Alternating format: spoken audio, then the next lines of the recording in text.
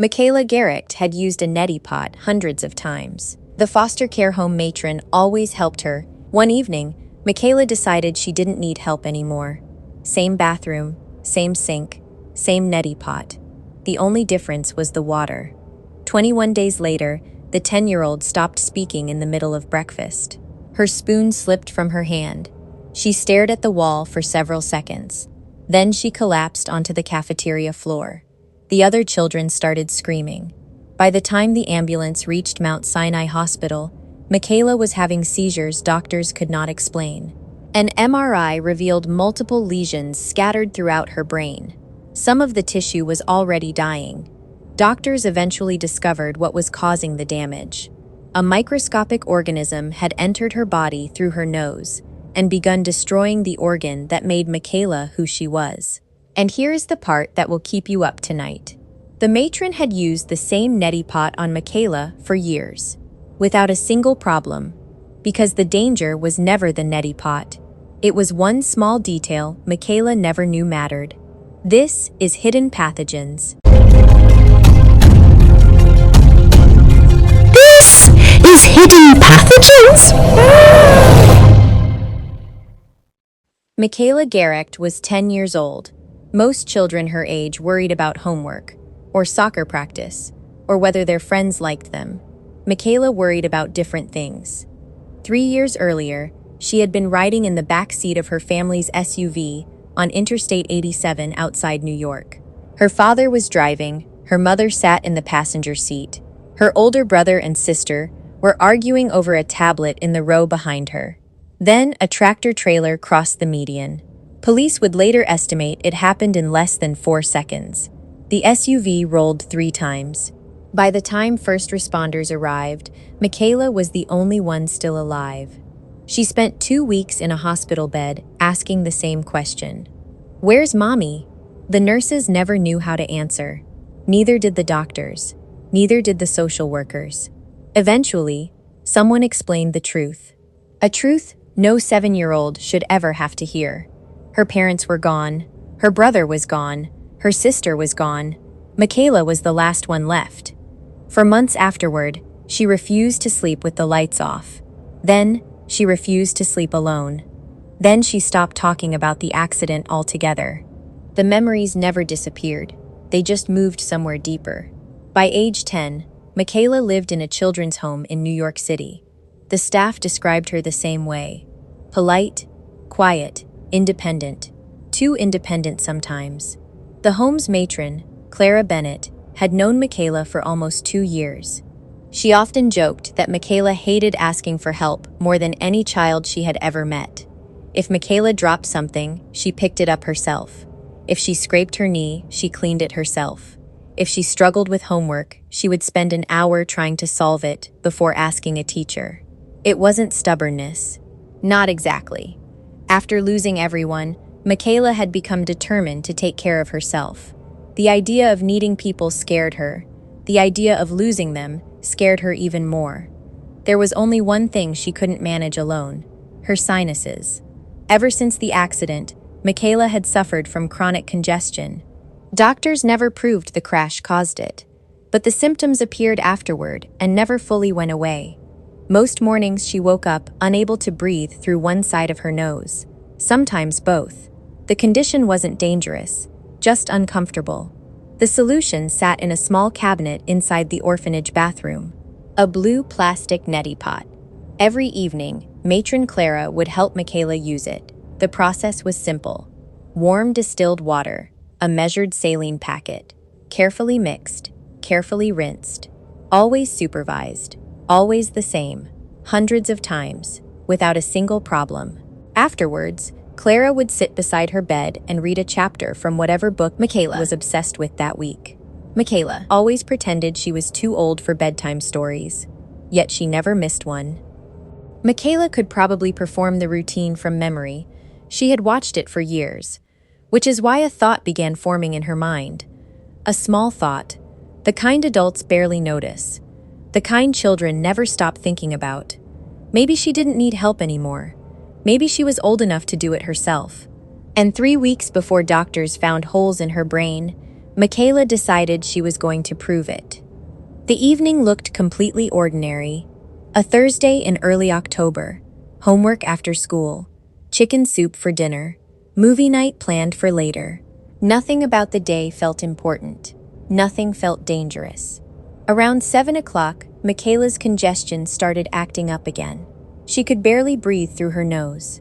The pressure behind her eyes was familiar. Annoying, but familiar. Usually, this was when matron Clara would help her with the neti pot. But Clara was busy. One of the younger children had fallen during recess and was crying inconsolably. Another needed help with medication. The evening had become chaotic. Michaela waited for a few minutes, then 10, then 15. Finally, she rolled her eyes. "I'm 10, she muttered to herself. "I can do it." The thought felt good. Grown up, responsible, independent. Exactly the kind of person she wanted to be. The blue neti pot sat in its usual cabinet. Michaela had watched Clara use it so many times she could practically recite the steps from memory. Open the cabinet, get the neti pot, add water, rinse, done. Simple. At least it seemed simple. What Michaela didn't know was that Clara's routine involved a step she had never paid attention to. Not because it looked important, but because it looked boring. The water. Every single time, Clara used distilled water stored in a separate container. Not tap water, not sink water, distilled water. Michaela knew the container existed, she just didn't know why. Nobody had ever explained it. To a 10-year-old, water was water. The distinction seemed meaningless. She carried the neti pot to the bathroom sink, turned the faucet, and filled it. The water looked perfectly clean, crystal clear. No odor, no color, nothing unusual, nothing that would make a child stop and think. She added the saline packet exactly the way she had seen Clara do hundreds of times. Then she performed the rinse. Left side, right side, just like always. A few minutes later, she could breathe again. The congestion was gone. Success. She smiled. For the first time in years, she had handled the entire process by herself. When Clara finally checked on her later that evening, Michaela proudly announced the good news. "I already did it." Clara looked surprised. "You used the neti pot?" Michaela nodded. "All by myself." Clara hesitated, only for a second. She assumed Michaela had used the distilled water. Why wouldn't she? The thought never crossed her mind. "Well," Clara said with a smile, "I guess you're growing up." Michaela beamed. Those 4 words meant everything to her. Growing up. That was all she wanted. Later that night, she brushed her teeth, read half a chapter of her favorite book, climbed into bed, and fell asleep. What nobody knew was that the most dangerous part of the evening was already over.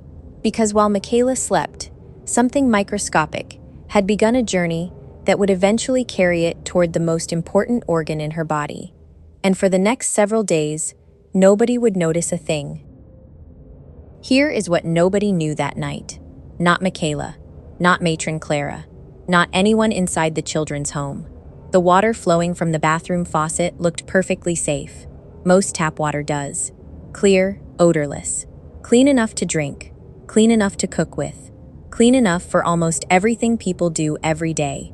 Michaela never noticed anything unusual about it. Why would she? Nothing looked wrong. Nothing smelled wrong. Nothing tasted wrong. And when she finished using the neti pot, she felt better almost immediately. The congestion eased. The pressure disappeared. The rinse seemed to work exactly as intended. That night, Michaela climbed into bed feeling proud of herself. She had done it alone.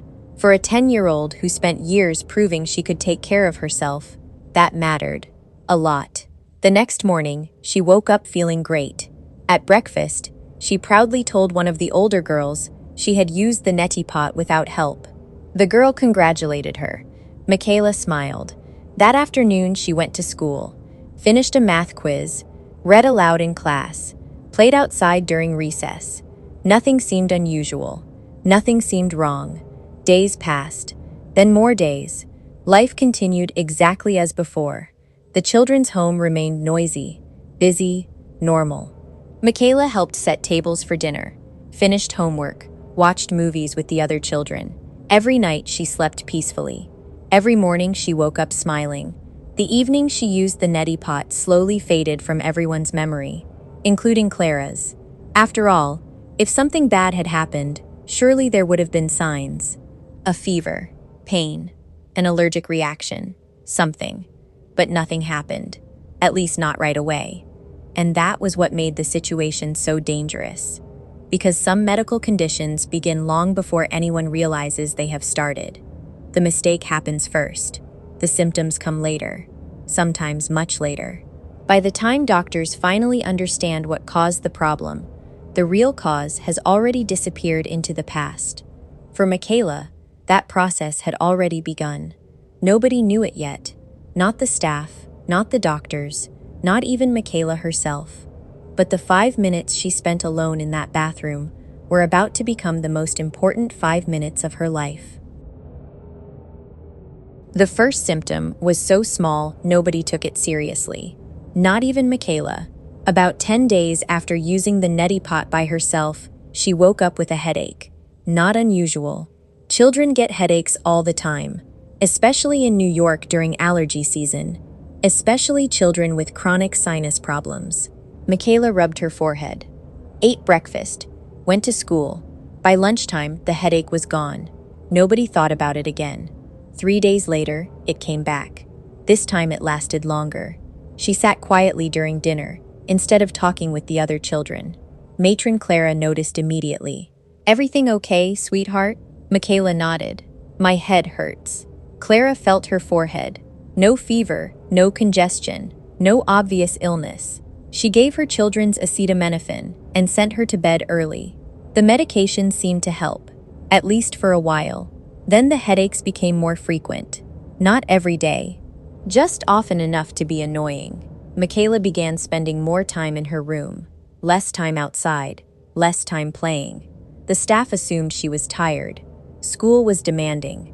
Children change. Sometimes they become quieter. Sometimes they become moody. Nothing about Michaela's behavior seemed alarming. Not yet. The strange moments started during the second week. Small things, easy things to miss. One afternoon, she walked into the dining room and forgot why she was there, only for a few seconds. Then she remembered. Another day, she called one of the staff members by the wrong name. A harmless mistake, something every child does occasionally. The problem was that Michaela rarely made mistakes like that. She had always been unusually observant, unusually mature, the kind of child who remembered birthdays, room numbers, schedules, details. Now tiny pieces seemed to be slipping away. At school, her teacher noticed she was having trouble concentrating. Michaela stared at worksheets longer than usual. She lost her place while reading. Once, she stopped in the middle of a sentence and couldn't remember what she was trying to say. The pause lasted only a few seconds. Then she continued as if nothing had happened. Her teacher assumed she was distracted. Children drift off all the time. Nobody connected the incidents. Not the teacher, not Clara, not Michaela, because nobody was looking at the whole picture. Each symptom by itself seemed harmless. A headache, forgetfulness, fatigue, difficulty concentrating. Taken individually, they meant nothing. Taken together, they were the first warning signs that something was happening inside Michaela's skull, something slowly changing the way her brain functioned. And every day that passed allowed it to spread a little further. Meanwhile, Michaela kept doing what children do. She attended classes, completed homework, watched movies with the other kids, laughed at jokes, complained about vegetables. She looked normal, sounded normal, acted normal, which made the truth even harder to see, because the most dangerous illnesses rarely announce themselves all at once. They arrive quietly, one symptom at a time, one forgotten word, one missed memory, one headache, until eventually, the pattern becomes impossible to ignore. Michaela was getting closer to that point. She just didn't know it yet.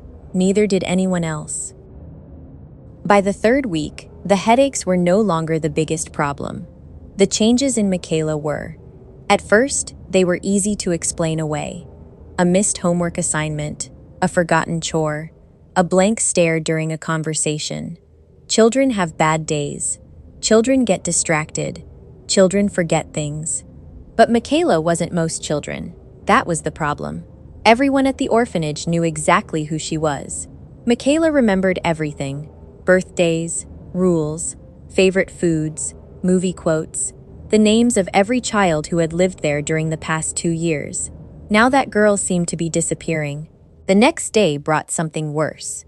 Michaela's teacher asked the class to write a paragraph about their families. Most children filled the page with stories: parents, siblings, grandparents, pets. Michaela sat staring at a blank sheet of paper. When the teacher approached, she noticed tears in the girl's eyes. "What's wrong?" Michaela looked embarrassed. "I can't remember my sister's face." The teacher froze. Michaela rarely spoke about her family. The accident was still a painful subject. But this felt different. She wasn't sad. She looked frightened, as if she genuinely couldn't picture her sister anymore. The teacher gently encouraged her. "Try your best." Michaela squeezed her eyes shut. Nothing came. No image, no memory. Just a vague feeling that something important was missing. That evening, she developed another headache. This one was different, sharper, deeper. The pain sat behind her right eye. She pushed food around her plate without eating. The other children noticed. "Are you sick?" one of them asked. Michaela shrugged. "I don't know." For the first time, that answer was true. Neither did anyone else. The following morning, she overslept, then forgot where she had left her backpack, then called one of her closest friends by the wrong name. Not once, 3 times. The friend laughed. Michaela didn't, because she knew something was happening, something she couldn't explain. The headaches hurt. But the forgetting scared her more. By now, the staff were concerned enough to schedule a doctor's appointment. Nothing urgent, nothing dramatic, just a precaution. A child with headaches and memory problems, probably migraines, maybe stress, maybe lingering sinus issues. That was the working theory. And because everyone believed the symptoms had a simple explanation, nobody connected them to a decision Michaela had made 21 days earlier. A decision she barely remembered herself. Meanwhile, inside her skull, the damage was becoming impossible to ignore. Brain tissue was swelling, inflammation was spreading, and the little girl who had survived losing her entire family was about to face something even doctors would struggle to understand. The children gathered in the dining hall before school. Cereal, toast, orange juice. The usual noise filled the room, chairs scraping against the floor, kids arguing over seats, someone laughing too loudly. Michaela sat at her usual table near the window. Matron Clara noticed she looked tired. Dark circles hung beneath her eyes. The headaches had kept her awake most of the night. Still, Michaela managed a smile when Clara asked how she felt. Better. It was a lie. Or maybe it wasn't. By that point, Michaela wasn't sure what normal felt like anymore. She picked up her spoon, took 2 bites of oatmeal, then stopped. At first, nobody noticed. Children paused during breakfast all the time, but Michaela remained perfectly still. The spoon hovered halfway between the bowl and her mouth, her eyes fixed on the far wall, unblinking, empty. One of the older girls waved a hand in front of her face. No reaction. Michaela? Nothing. The dining hall slowly became quieter. Several children turned toward the table. The spoon slipped from Michaela's fingers. It hit the floor with a loud metallic clatter. Then Michaela slid sideways out of her chair. The seizure began before she reached the ground. Her body stiffened instantly. Every muscle locked. Her arms pulled tight against her chest. Her jaw clenched so hard that one of the staff members later said she could hear her teeth grinding. A second later came the convulsions. Violent, uncontrollable. The children started screaming. Several burst into tears. One ran from the room. Another froze in place. Matron Clara dropped to her knees beside Michaela. "Call 911!" The room exploded into motion. Staff rushed children away from the scene. Someone grabbed a phone. Someone else brought a pillow to protect Michaela's head from the floor. The seizure seemed to last forever. In reality, it lasted less than 2 minutes. Then it stopped. Michaela's body went limp. For one horrifying moment, nobody knew if she was breathing. Then her chest rose. A weak breath, then another. The ambulance arrived within minutes. Paramedics found a confused 10-year-old drifting in and out of consciousness. Michaela couldn't answer simple questions. She couldn't remember the month. She couldn't remember what she had eaten for breakfast. At one point, she asked where her mother was. The question punched the air out of the room. Her mother had been dead for 3 years. The paramedics exchanged glances. This was no ordinary seizure. Inside the ambulance, Michaela vomited twice, then complained that the lights hurt her eyes. By the time they arrived at the hospital, she could barely stay awake. Doctors immediately ordered blood tests, neurological exams, emergency imaging. The staff assumed they were dealing with one of the common causes: a severe migraine, an infection, a metabolic disorder, maybe epilepsy. Nobody was thinking about rare organisms. Nobody was thinking about contaminated water. Nobody was thinking about a neti pot. But an hour later, a radiologist opened Michaela's brain scans and stopped scrolling. Something was very wrong. The images showed multiple abnormalities scattered throughout her brain. Areas that shouldn't have been there. Areas that definitely hadn't been there 3 weeks earlier. The radiologist enlarged the image, then enlarged it again. Whatever was happening inside Michaela's skull, it wasn't a simple seizure disorder. And for the first time since Michaela collapsed onto the dining hall floor, the doctors began to realize they might be dealing with something far more dangerous than anyone had imagined. Before we continue, if you're fascinated by real medical mysteries like this, share this video and subscribe to this channel. And if you value these videos, there's a free link in the description and pinned comment that helps support the channel. Every bit of click helps us continue researching and telling these stories, and it's completely free. The MRI was completed just after noon. Michaela was still drowsy from medication when the images appeared on the radiologist's screen. He expected to find an explanation for the seizure. Maybe epilepsy, maybe inflammation, maybe a structural abnormality. Instead, he found a mystery. Multiple lesions were scattered throughout Michaela's brain. Some were small, others were larger. Several appeared surrounded by swelling. The pattern didn't look normal. It didn't look like a routine pediatric seizure disorder, and it definitely didn't look like migraines. The radiologist reviewed the images twice, then a third time. Finally, he picked up the phone. Within an hour, neurologists were reviewing the scans. One specialist pointed toward the screen. Could this be cancer? The room became quiet. Nobody wanted to say the word out loud, especially not for a 10-year-old girl. But the images were concerning. Brain tumors can appear as lesions. Certain cancers can spread through the brain. The possibility had to be considered. By late afternoon, doctors sat down with matron Clara.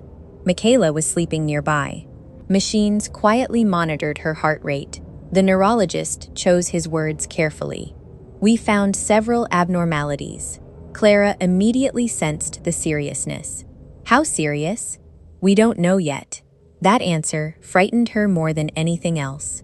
The doctors ordered additional scans. More blood tests. More specialists. The list of possibilities continued growing. Cancer, autoimmune encephalitis, rare inflammatory diseases, unusual infections. Each theory explained part of the picture. None explained all of it. Meanwhile, Michaela continued getting worse. She woke up confused. At one point, she asked why she was in the hospital. The nurse explained. 10 minutes later, Michaela asked again, and then again. The information simply wouldn't stay with her. By evening, she struggled to remember conversations that had happened moments earlier. The neurologist watched carefully. Something was damaging her ability to process and retain information. Something active. Something ongoing. The next morning, a pediatric oncologist reviewed the images. She immediately noticed a problem with the cancer theory. The lesions were too unusual, too evenly distributed, too similar in appearance. Cancer is often chaotic, aggressive, messy.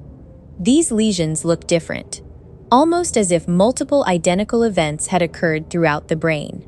She wasn't ready to abandon the diagnosis, but she wasn't comfortable accepting it either. So she asked more questions. Lots of questions. Recent illnesses? No. Travel? No. Animal exposure? Nothing unusual. Swimming? Not recently. Foreign countries? Never. The answers led nowhere. Every path ended in another dead end. Yet Michaela continued declining. That night she suffered a second seizure, shorter than the first, but far more concerning. Because it happened despite medication. One thing had become clear. Whatever was attacking Michaela's brain wasn't finished. The lesions were growing, the swelling was increasing, and every hour without a diagnosis allowed the damage to continue. Then, during a routine review of her history, one physician noticed a detail everyone else had ignored: chronic sinus problems. The note seemed insignificant, almost irrelevant, yet something about it caught his attention. He asked a simple question, one that nobody realized would eventually unlock the entire case. How exactly does Michaela treat her sinus condition? At that moment, neither the doctor nor matron Clara understood how important that question was, but the answer was about to change everything. Matron Clara answered immediately. She uses a neti pot. The doctor looked up. A neti pot? Clara nodded. She's had sinus problems for years. Who helps her with it? I do. The doctor wrote something in the chart. What kind of water do you use? Distilled water. Always. The answer came without hesitation. Clara had followed the same routine for years. Distilled water, saline packet, clean equipment, every single time. The doctor nodded, then asked another question, one that seemed strangely specific. Are you absolutely certain every use involved distilled water? For the first time, Clara hesitated, not because she doubted herself, because the question felt odd. Of course she used distilled water. She always did. Then a memory surfaced. Small, insignificant. A moment she hadn't thought about in weeks. Michaela standing in the hallway, smiling proudly. I already did it. Clara felt her stomach tighten. The hospital room suddenly seemed colder. The doctor noticed the change immediately. What is it? Clara didn't answer right away. She was replaying the evening in her head. The busy schedule, the injured child, the delayed routine, Michaela's smile, the words, I already did it. A second memory followed, the neti pot sitting beside the sink.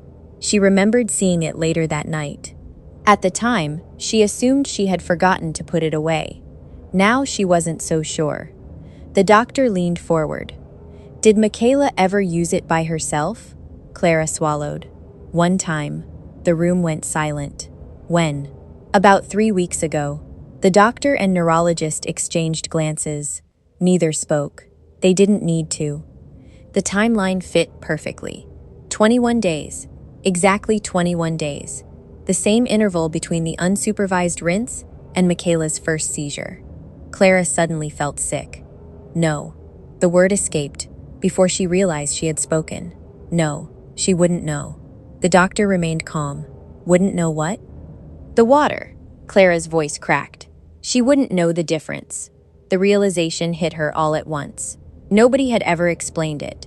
Not properly. Not in a way a 10-year-old would understand. Michaela knew how to use the neti pot. She knew where it was stored. She knew how to mix the saline. She knew every visible step. What she didn't know was why distilled water mattered. To a child, water was water. The doctor closed the chart. Do you know what kind of water she used that evening? Clara stared at the floor. She already knew the answer. There was no distilled water in the bathroom. Only the sink. Only tap water. For several seconds, nobody spoke. Then the infectious disease specialist asked the question that changed the entire investigation. Has anyone tested for a free-living amoeba infection? The neurologist looked surprised. Those infections were extraordinarily rare. Most doctors never encountered a single case during their entire careers, yet the symptoms matched: the seizures, the brain lesions, the rapid neurological decline, the history of nasal exposure to untreated water. Suddenly, the impossible diagnosis no longer seemed impossible. New tests were ordered immediately: spinal fluid analysis, specialized laboratory testing, additional imaging. The hospital contacted experts who dealt with rare parasitic and amoebic infections. Meanwhile, Michaela continued sleeping in her hospital bed, unaware that doctors were finally approaching the truth. Unaware that the answer had been hiding in a single detail everyone overlooked. Not a foreign country, not contaminated food, not a swimming lake, a bathroom sink, a neti pot, and a little girl who simply wanted to prove she was old enough to do something by herself. The results arrived the following morning. The infectious disease specialist reviewed them twice, then a third time, not because he doubted the diagnosis, because he couldn't believe he was seeing it. Most doctors spend their entire careers without encountering a single case. Yet somehow, a 10-year-old orphan from New York had become one of them. Michaela had a condition called Granulomatous Amebic Encephalitis, often shortened to GAE, a rare and frequently fatal infection caused by microscopic amoebae that invade the brain. Many physicians never encounter a single patient with it. Some only read about it in medical school. The tests suggested an amoeba had entered Michaela's body through her nose, and now it was destroying tissue inside her skull. Here is what doctors believe happened inside Michaela's body 21 days earlier. When Michaela filled the neti pot from the bathroom sink, the water appeared perfectly normal, clear, clean, safe. But appearances can be misleading. Some microorganisms are too small to see, too small to taste, too small to smell, yet capable of causing catastrophic damage once they enter places they were never meant to reach. Most people assume the nose leads only to the lungs. It doesn't. Parts of the nasal cavity sit surprisingly close to the brain, closer than most people realize. And certain rare organisms can exploit that pathway. After entering Michaela's nose during the rinse, the amoeba began moving deeper, slowly, silently, crossing barriers that protect the human brain from infection. Once it arrived, the damage began. Not all at once, one tiny area at a time. The organism triggered inflammation. Brain cells became injured. Nearby tissue began to swell. As the infection expanded, Michaela's symptoms appeared. First headaches, then confusion, then memory problems, then seizures.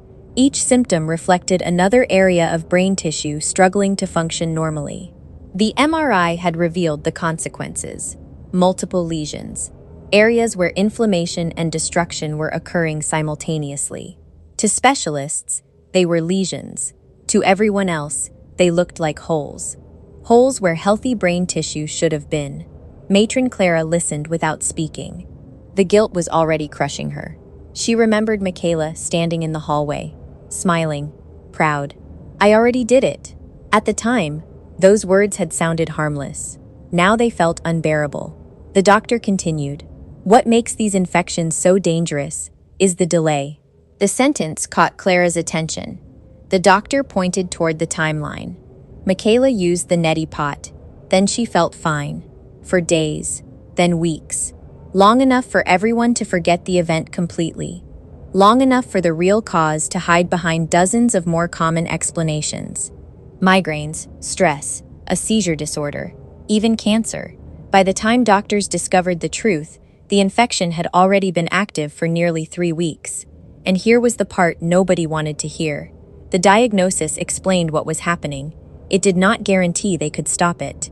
Because treating an infection is one thing, repairing damaged brain tissue is another. The neurologist entered the room carrying the newest MRI images. The swelling had increased. Several lesions appeared larger than before. The disease was still progressing. Michaela lay unconscious a few rooms away. Machines monitored her heart rate, her oxygen levels, her blood pressure. The little girl who had survived losing her entire family was now fighting something almost impossible to see: something that had entered her body through a routine she had performed safely hundreds of times. And despite finally knowing what they were facing, the doctors still had one enormous problem. They had no idea whether they were already too late. GAE, a diagnosis so rare that several members of the medical team had never personally treated a case before. The mystery was over. The nightmare was not. Because identifying the disease and stopping it were two very different things. The infectious disease team immediately began reviewing treatment options. Specialized medications were ordered. Experts from other hospitals were consulted. Phone calls stretched late into the night. Medical journals were pulled from databases. Case reports were reviewed. Every physician involved understood the same thing. Time was running out. Unlike many infections, GAE often isn't discovered until significant brain damage has already occurred. The organism hides. Symptoms develop gradually. Doctors chase more common explanations. And by the time the correct diagnosis emerges, the disease usually has a head start measured in weeks. Michaela had already lost 3 of them.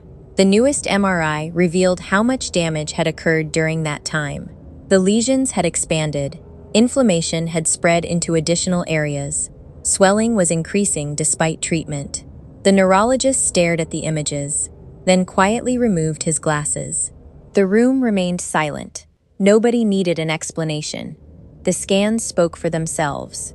Meanwhile, Michaela drifted in and out of consciousness.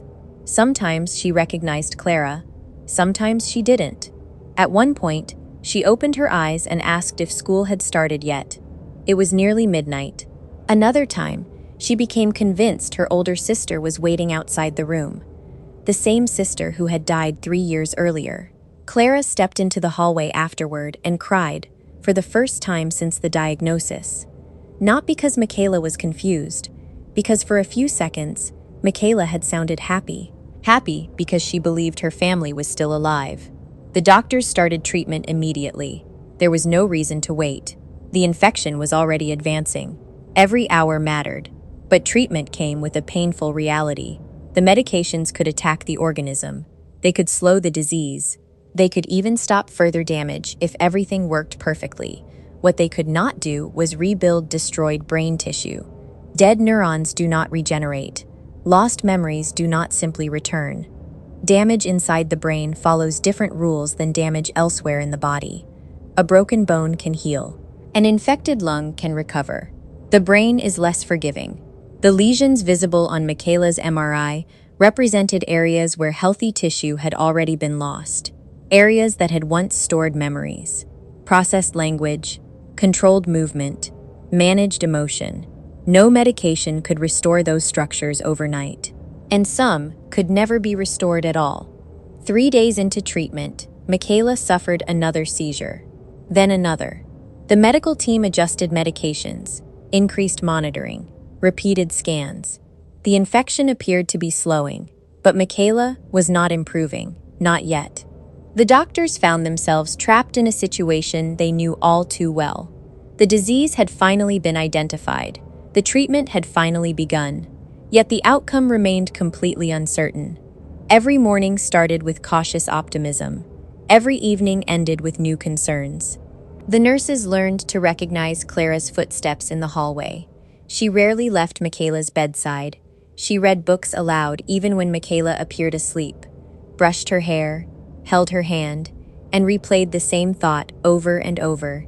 If she had arrived 5 minutes earlier that evening, if she had helped Michaela herself, if she had explained why distilled water mattered, if. But medicine has no use for if, only what happened. And what happened was this. A 10-year-old girl had used a neti pot by herself. 21 days later, part of her brain was dying. Now the doctors face the question every family dreads.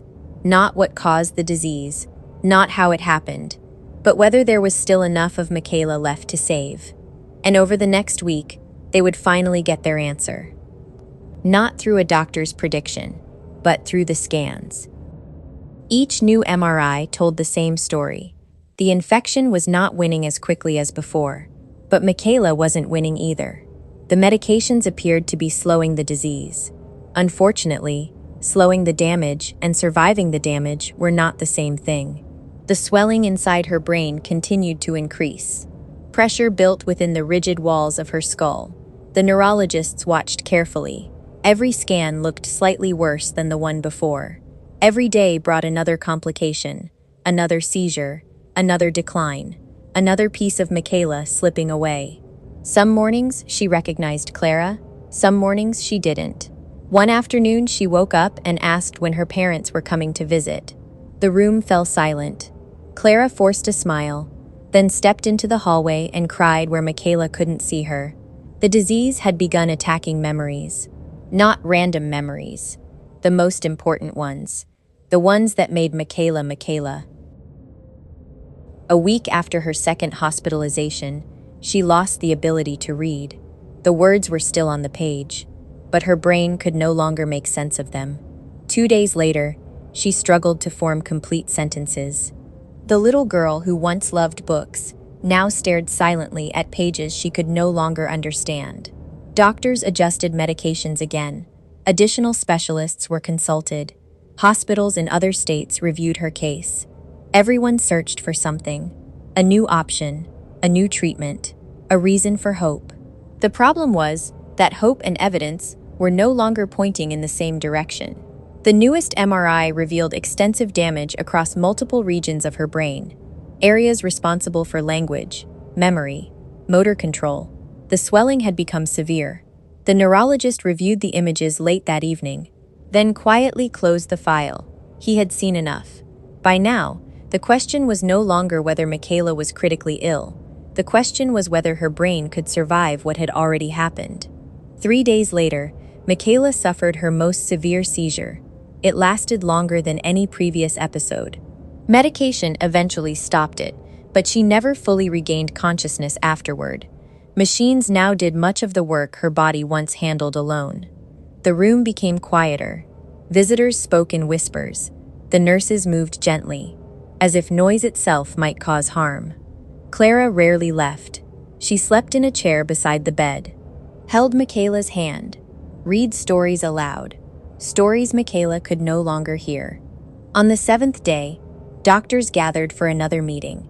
The scans showed catastrophic swelling, large areas of irreversible injury. The infection had triggered a chain reaction the brain could no longer recover from.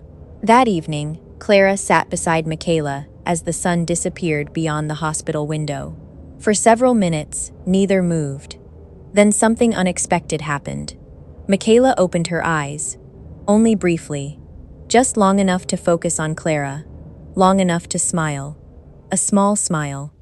The same one Clara remembered from the day Michaela proudly announced she had used the Neti pot by herself.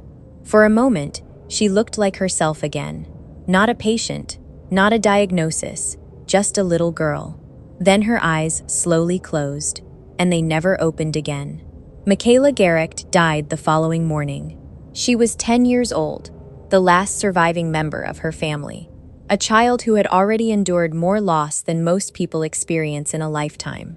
The official cause of death listed a rare brain infection, Granulomatous Amebic Encephalitis.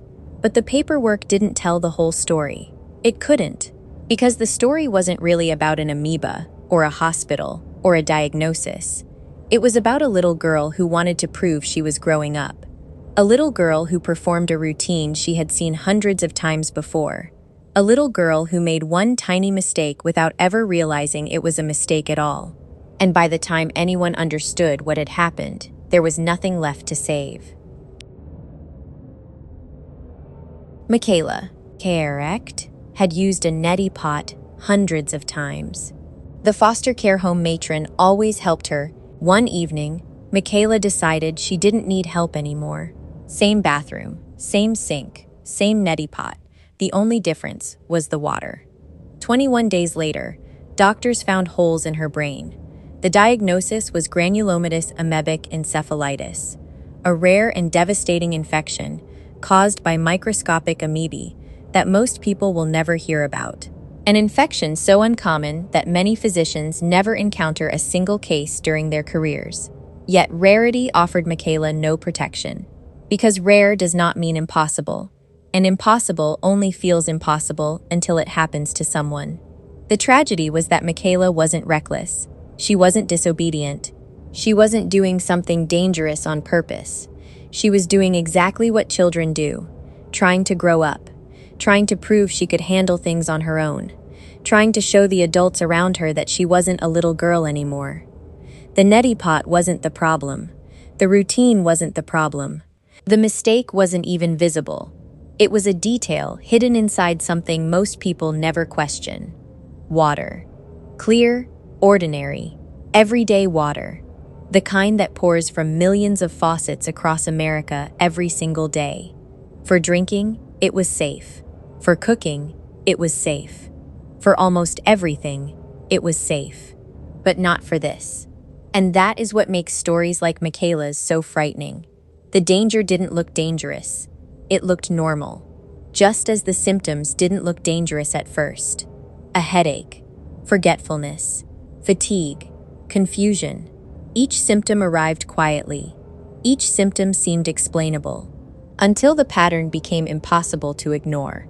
By then, the infection had already done what it came to do. Today, specialists continue reminding patients to use only sterile, distilled, or properly boiled water for nasal rinsing. Most people follow that advice without ever understanding why. Michaela's story explains why.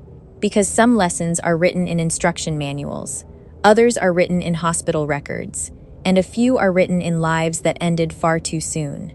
A little girl survived a car crash that took her entire family. She survived years of grief, years of loneliness, years of learning how to live without the people she loved most. In the end, it wasn't the highway that took her life. It was a decision that lasted less than 5 minutes. Standing alone in front of a bathroom sink, using a routine she thought she had mastered. These stories take a lot of research to put together. If you'd like to support the channel, you'll find a free link in the description and pinned comment. Checking it out helps support future videos, and every click allows us to keep bringing these cases to the channel. Also, it's completely free. And if you learned something from this case, like, share, and subscribe for more real medical stories. And if you chose not to subscribe, leave a comment and tell me what would make these videos better. I read far more comments than you might think. This is Hidden Pathogens. I'll see you in the next video. Good night. This is Hidden Pathogens?